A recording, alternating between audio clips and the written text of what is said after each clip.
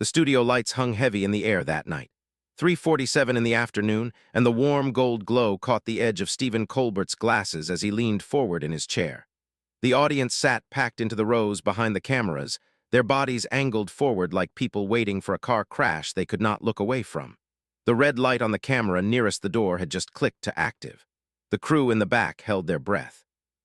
Donald Trump sat across from him in a navy suit that fit too well, the shoulders squared in that way that men wear when they want the room to know they own it. There was a folder on the small table between them that had not been opened yet. Nobody in the studio knew what was inside. Colbert smiled, not the wide grin from his monologues, but something narrower, something that had edges. "You said you had the best numbers," Colbert said, and the microphone picked up the slight catch in his throat.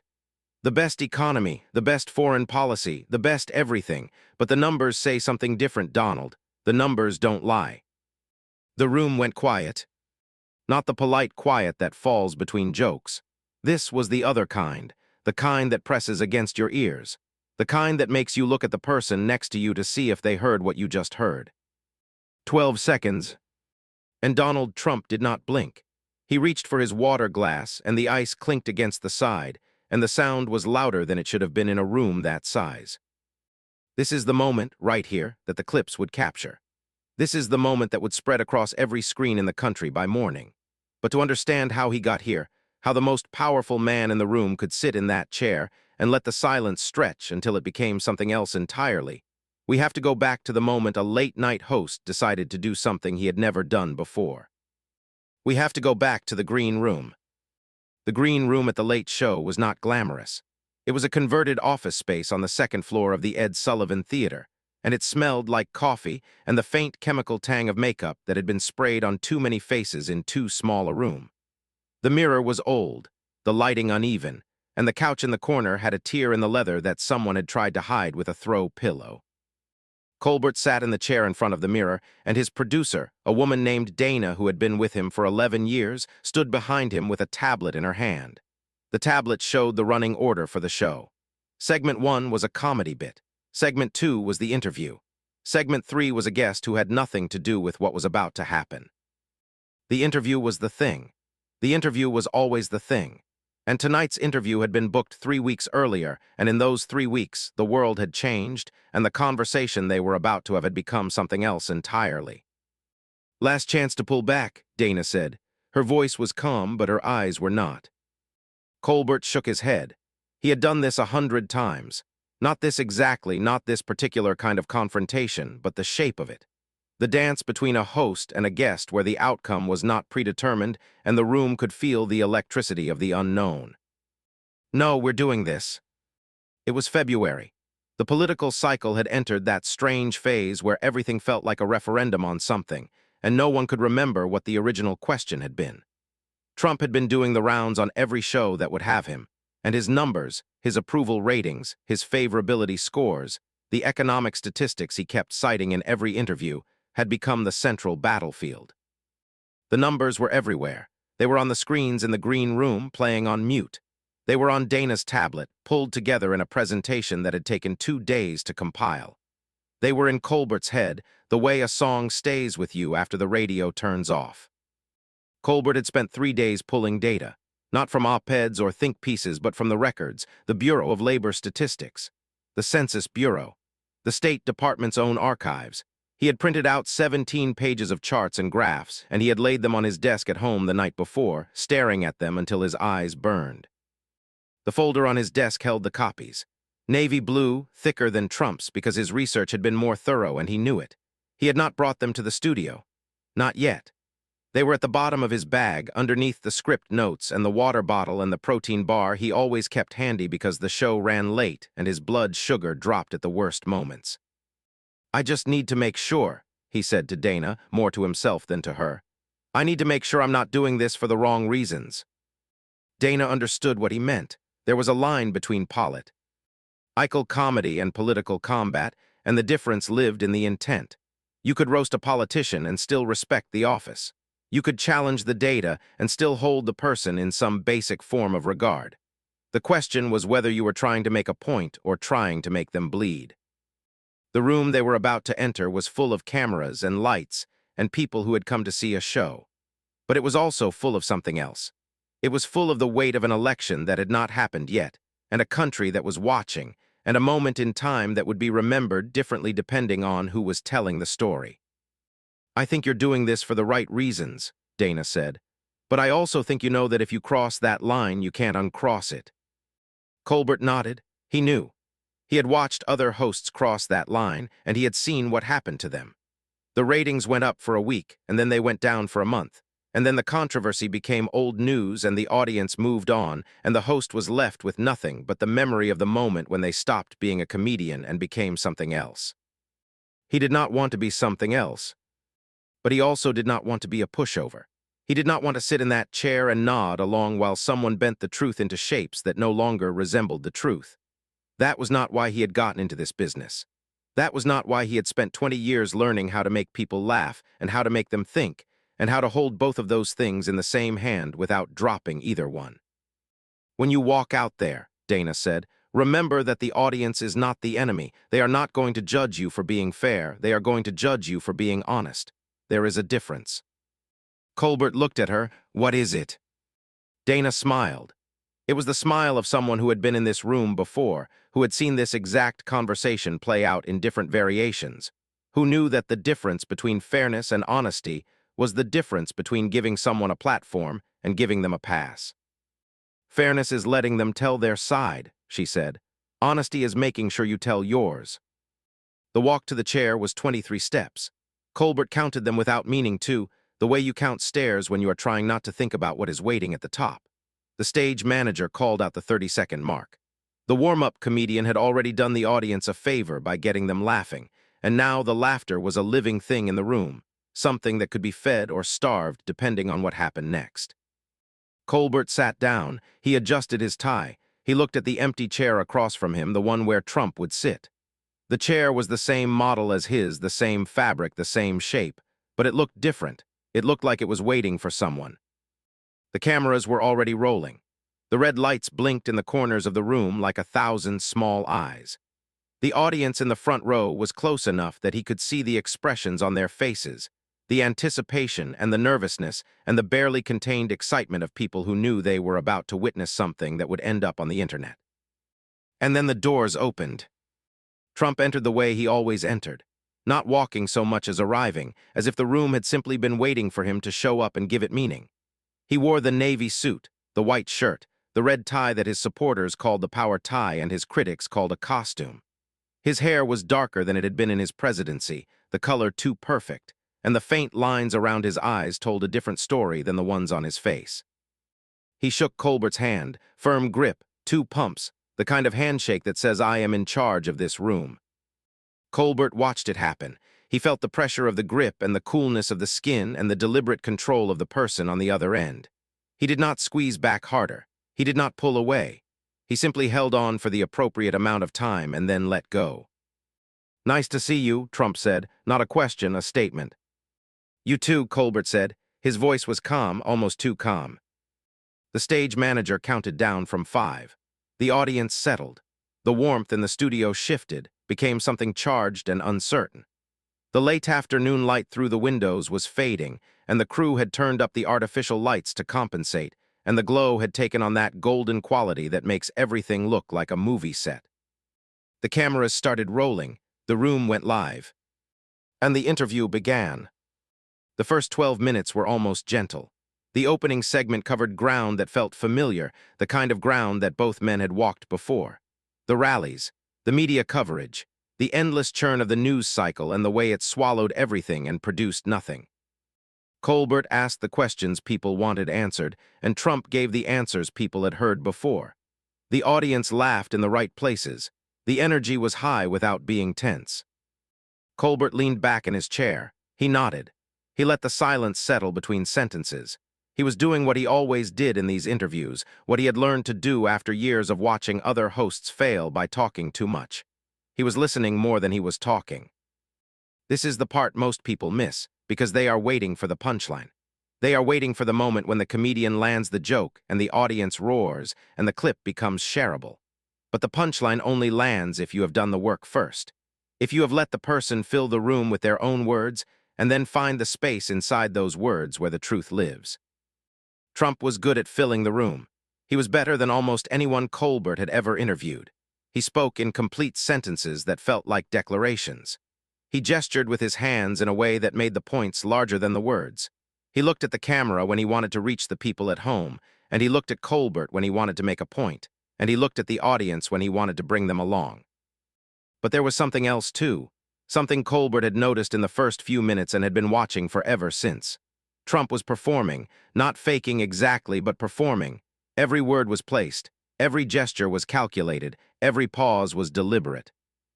It was impressive, and it was also a kind of mask. Most people do not notice the mask because they are too busy watching the performance. They see the confidence, and they mistake it for certainty. They hear the strong words, and they assume the person saying them must be sure of what they are saying. But Colbert had learned to look for the moments between the moments. The half-second when the performance paused and something else showed through. The flicker in the eyes when a question landed differently than expected. The slight change in breathing when a silence stretched longer than planned. He had seen Trump in the green room before the walk. He had watched him adjust his tie and look at his reflection in the mirror and take a breath that was not quite as steady as it looked. He had seen the way Trump's handlers had hovered nearby, speaking in low voices, going over points that were supposed to be covered. And he had thought, this is a person who knows this matters. This is a person who knows there is something at stake. Now, in the chair across from him, Colbert watched the performance and waited for the moment when it would crack.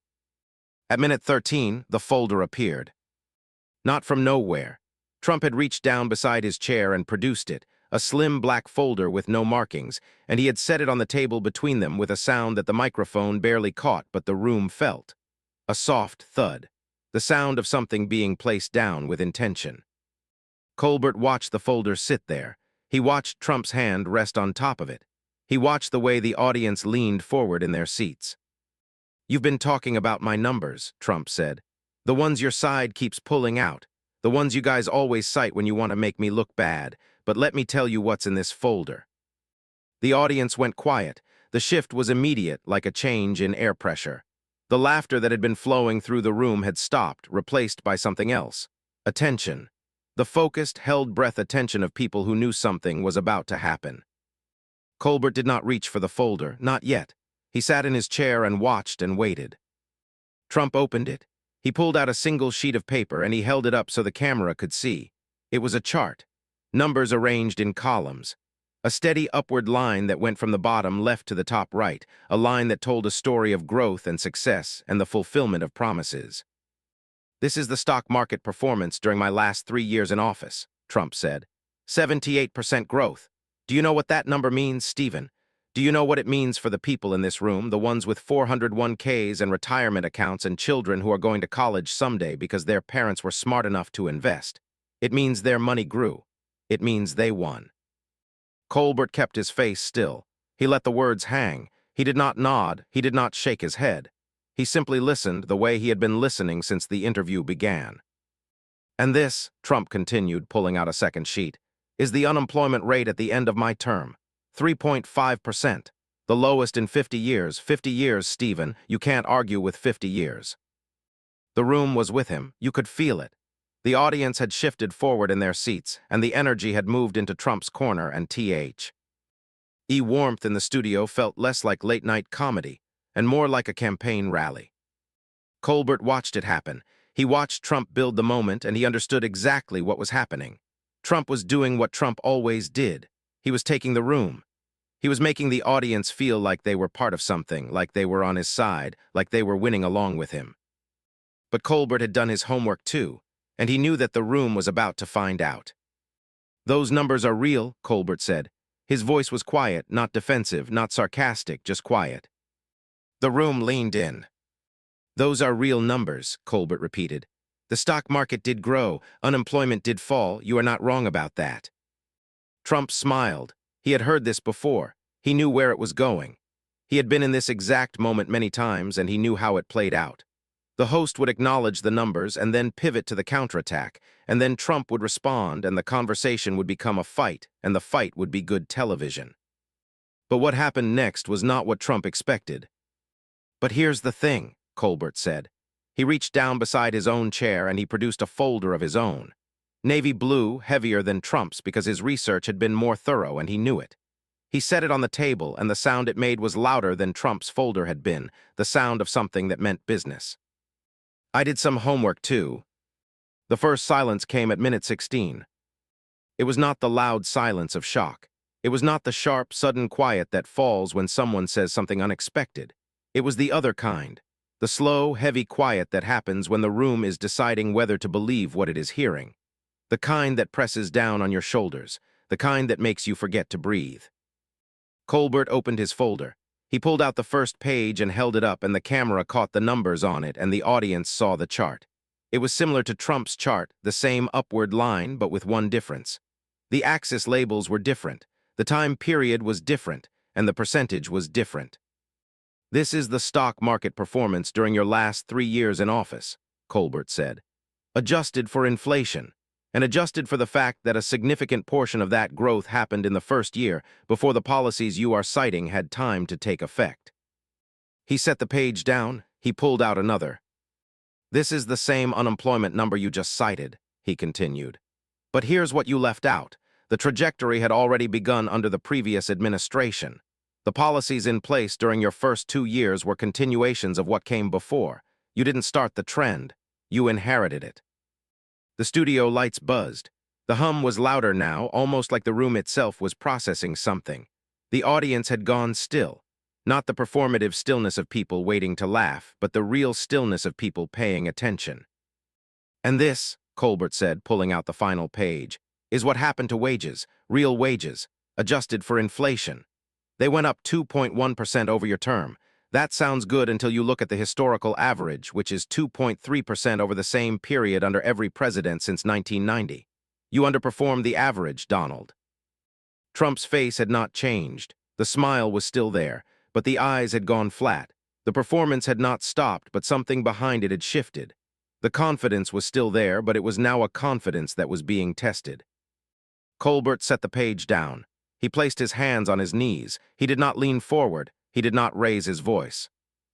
I am not saying you did nothing, he said. I am saying the numbers are more complicated than the ones in your folder. The room went quiet. 8 seconds. The audience did not move. The cameras did not cut away. The studio lights kept their steady glow, and the hum of the equipment kept its low drone, and in that 8 seconds something changed in the room. The energy shifted. The audience had heard both sides, and they were no longer sure which way they were leaning. Trump reached for his water glass. The ice clinked against the side of the glass when Trump set it down.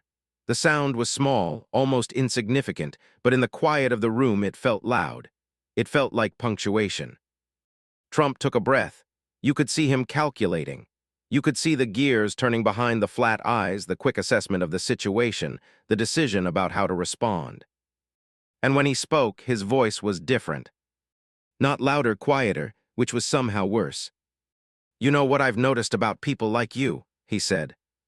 Colbert waited. You love the numbers that support your argument, but you don't like the numbers that don't. You pick and choose. You find the ones that make me look bad and I. Nor the ones that make me look good. That is what you are doing right now. The audience stirred. The tension had moved again. It was no longer clear which way it would break. Trump had turned the attack back, reframed it as selectivity instead of honesty, and now the room was wondering whether Colbert had crossed a line. Colbert did not flinch. He did not defend himself. He simply nodded. I hear you, he said. The words landed differently than Trump expected.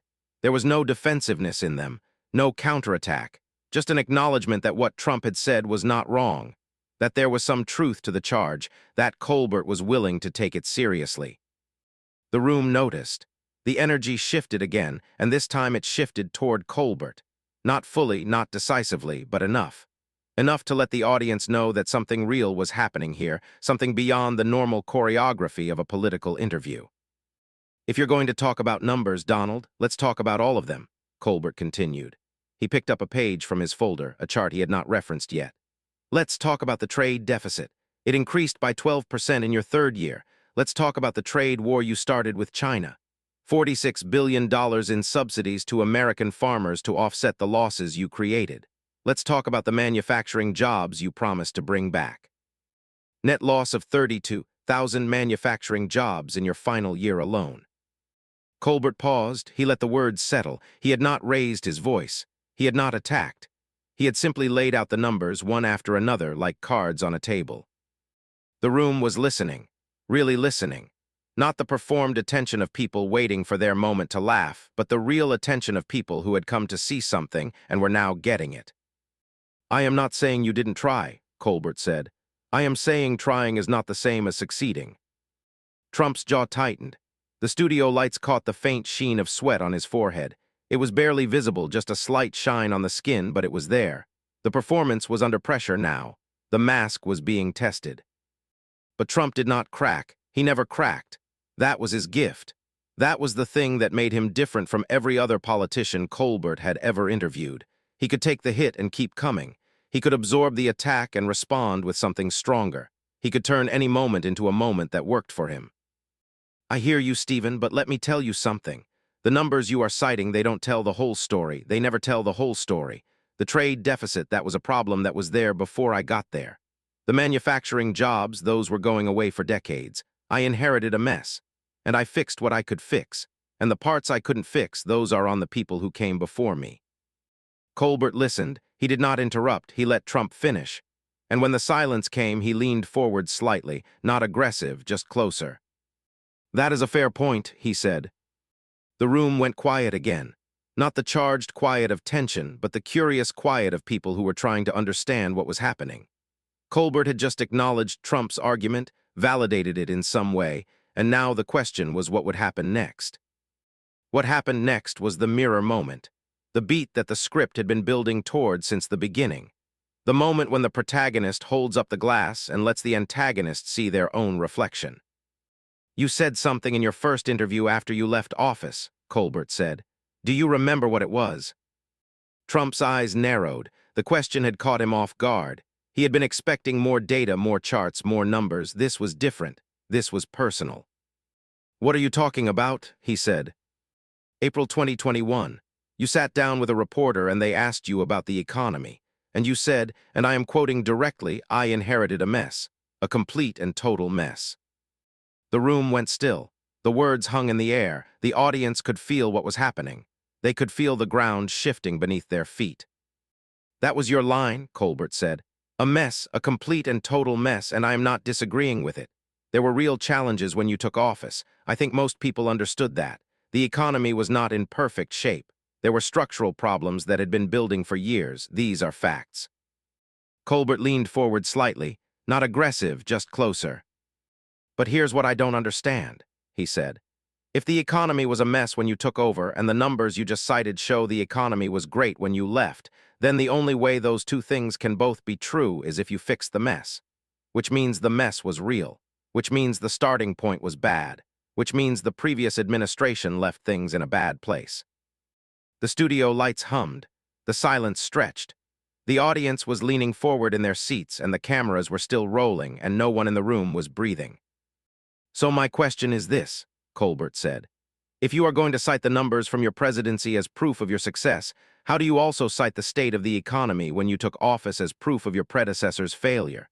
You can't use the start point to attack and the end point to celebrate without acknowledging that the start point was real.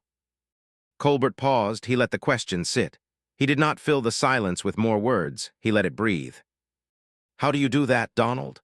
How do you use the mess to attack and the recovery to celebrate without admitting that the mess existed and that you inherited it? The room was absolutely still. 19 seconds. The longest silence of the night. The cameras caught Trump's face and the audience saw what was happening there. The flat eyes had not changed, but something else had, something behind them. The calculation had stopped. The response was not coming. For 19 seconds, Donald Trump sat in that chair and did not have an answer. It was not a destruction. It was not a humiliation. It was something subtler than that. It was a moment of recognition. The room had seen something they had not expected to see. They had seen Donald Trump without a response. And when he finally spoke, his voice was different, lower, almost quiet. I know how to win, he said. I always know how to win. Colbert nodded. I believe you believe that. The room heard it differently than Trump intended. They heard it as acknowledgement, they heard it as respect, and they also heard it as something else. They heard it as a gentle correction, a quiet way of saying winning is not the same as being right. The audience did not cheer. They did not clap. They sat in their seats and processed what they had just seen. The silence in the room had a different texture now. It was not the silence of tension or the silence of anticipation. It was the silence of people who had witnessed something and were not sure yet what it meant. This is the part that most people miss because they leave too early. They see the confrontation and they think they know how it ends, and they click away before the real moment comes. But the real moment is not the attack. The real moment is what happens after. The moment when the room absorbs what has just happened and starts to understand what it means. At minute 26, the energy had changed again. The audience was no longer with either man. They were watching something else now, something they had not expected to see. The late-night interview had become a different kind of conversation, and neither man was entirely in control of the room anymore. Colbert understood this. He felt it in the way the silence kept returning, each pause longer than the one before, each beat carrying more weight. He had done what he came to do. He had challenged the numbers. He had held up the mirror. Now he needed to finish. "You came in here with a folder full of numbers," Colbert said. "And I came in here with a folder full of numbers. And the truth is, we could argue about these numbers all night, and neither one of us would be completely wrong." The room listened. The attention was total now. No one was checking their phones. No one was looking away. The audience had become a single focused entity, all of them leaning in the same direction. "The economy did grow under your presidency. Wages did increase, even if they didn't increase as fast as the historical average. The stock market did well, even if it was partly riding a wave that started before you arrived. These things are true. I am not denying them." Trump's shoulders had loosened slightly. He was not winning, but he was not losing either. The room had found a kind of balance, and in that balance he had room to breathe. "But here is what I keep coming back to," Colbert said. "You are asking people to judge you by the numbers, and I respect that. Numbers are concrete. Numbers don't argue back. You can put them on a chart and point to them and say, look, this is what happened, this is the proof." Colbert picked up the last page from his folder. He looked at it for a moment, then he set it down. "But the thing about numbers is that they don't tell the whole story. They tell the part of the story that can be measured, and the part that can be measured is not always the part that matters most." He looked at Trump, not with anger, not with triumph, just with a kind of steady attention. If someone spends 4 years telling you the economy is the only thing that matters, and then the numbers look good, and then you find out the numbers were boosted by a tax cut that added $1 trillion to the debt, and the person who pushed the cut is now saying the debt doesn't matter, and the people who lost their jobs in the trad war were just collateral damage, and the factory that closed down was replaced by a warehouse staffed by robots that require no wages and generate no community. And the workers who used to stand on that factory floor are now retraining for jobs that don't exist yet in a town that doesn't have the resources to help them. Then the numbers are not telling you the whole truth. They are telling you a version of the truth that leaves out the parts that don't fit the narrative.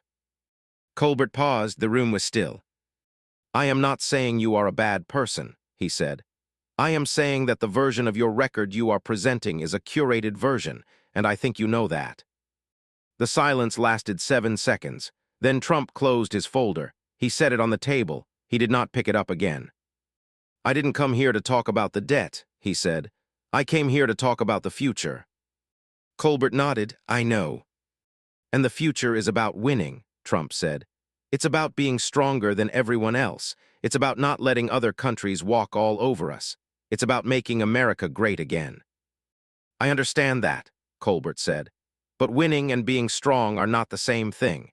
And sometimes the strongest thing you can do is admit that the numbers are more complicated than you are presenting."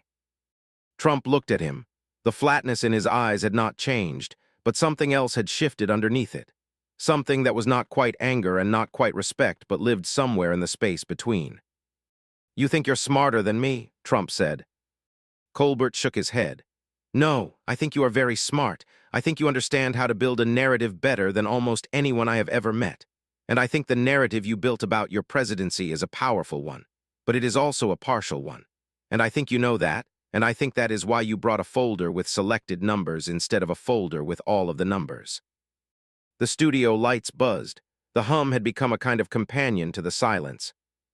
The reason I wanted to do this interview, Colbert said, is not because I think you are wrong about everything. It is because I think the way you talk about your record matters. It matters for the country. It matters for the people who are listening and trying to decide what to believe.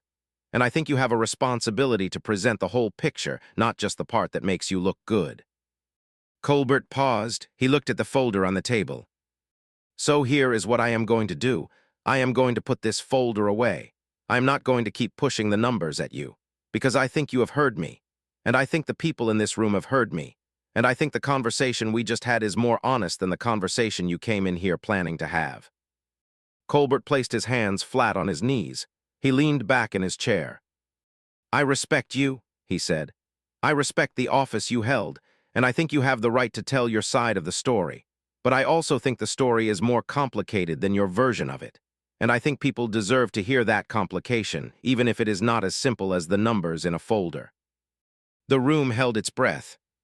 Trump looked at the folder in his hands, then he looked at Colbert, then he looked at the audience. The silence stretched, the cameras kept rolling, the studio lights held their steady glow. Thank you for coming on the show, Colbert said, and thank you for being willing to have this conversation. Trump looked at him for a long moment. Then he picked up his water glass and took another sip. Thank you, he said. The interview ended 11 minutes later. The final segment covered lighter ground, jokes, and banter, the comfortable rhythms of a late-night interview returning after the storm had passed.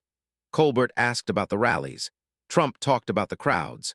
The audience laughed again, and the energy shifted back toward the familiar territory of entertainment. But something had shifted in the room, and everyone in it could feel it. The audience members who had come in as supporters of one side or the other were sitting differently now. They were not sure anymore. They had heard something that did not fit neatly into the categories they had brought with them. When the cameras stopped rolling, Trump stood up from his chair. He buttoned his jacket. He reached down and picked up his folder from the table. He did not look at Colbert as he walked off the set. His back was straight and his stride was confident, but there was something in the way his shoulders moved that told a different story. He had come in certain. He was leaving uncertain, not defeated but not victorious either. The audience watched him go. No one cheered. No one clapped. The silence was not hostile. It was just the silence of people who had seen something they had not expected to see. They were still processing it. They would be processing it. For hours, Colbert sat in his chair for another minute. He looked at the folder on the table beside him. He had not opened it again after setting it down. It sat there like a question he had decided not to ask. Dana walked onto the set. She handed him a bottle of water. You okay? She asked. Colbert nodded. Yeah, I think so. That was different, she said. I know. He stood up. He unbuttoned his jacket. He looked at the stage and the lights and the empty chair where Trump had sat. The cameras were powered down now. The crew was already breaking down the set. The audience was filing out, still talking in low voices about what they had seen. I wanted him to see it, Colbert said. Not to make him look bad, just to make him see it, the whole picture, not just the part he brought. Dana understood. That was the line. That was the difference between political comedy and political combat. Colbert had walked right up to the edge and stopped. He had held up the mirror without breaking it. Do you think it worked? She asked. Colbert thought about it. He thought about the silences in the room, the way the audience had leaned in at the moments when nothing was happening, the way Trump had listened, really listened, for those few seconds before the counterattack came, the way the room had shifted and settled and shifted again, like a boat finding its course in changing water. I don't know, he said, but I think he heard me, and I think that is enough. Later that night, after the show had aired and the clips had started to spread across every platform, Colbert sat alone in his office. The screens around the room were alive with the debate, the arguments, the reactions. People were choosing sides. People were pulling numbers from their own folders and making their own cases. The clip had been watched millions of times already, and it was still spreading. Colbert watched it happen. He did not read the comments. He did not need to. He knew what was being said. He knew how it would be framed. The people who loved it would say he had exposed the truth. The people who hated it would say he had played politics and betrayed his role as a neutral entertainer. Both would be partly right. But what mattered to him was something simpler. It was the moment in the studio when the room had gone quiet and Trump had looked at him and seen something he had not expected to see. Not an attack, not a political move, just a question. Why do you only show us the numbers that support your case? It was not a question that demanded an answer. It was a question that demanded recognition. The recognition that the numbers were real and they told a real story, but they were not the only real story. The other stories lived in the details that did not fit the narrative, the struggles that did not show up in the averages, the people who had lost things that could not be measured by any chart. Colbert picked up his phone. He scrolled through the messages. Friends and colleagues and strangers, all of them saying something about what had happened. There were videos being made. There were think pieces being written. There were people who had watched the clip and changed their minds, and people who had watched it and become more certain of what they already believed. The machine of public discourse had taken the moment and was now using it in every direction at once. He did not respond to any of them, not yet. He thought about the silence in the room, the 12 seconds at the beginning, the 8 seconds in the middle, the 19 seconds when the mirror was held up.